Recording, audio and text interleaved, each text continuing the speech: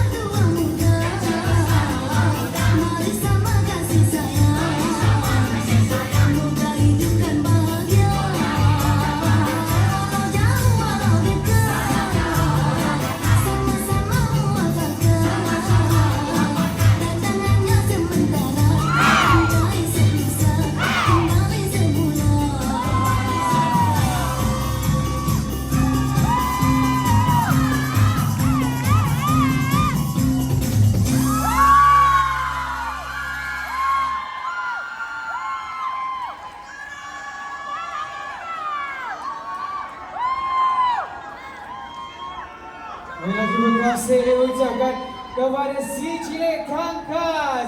Baiklah, seperti namanya ya, si Cilik Tangkas, cilik-cilik memang tangkas betul setiap gerak tari dia.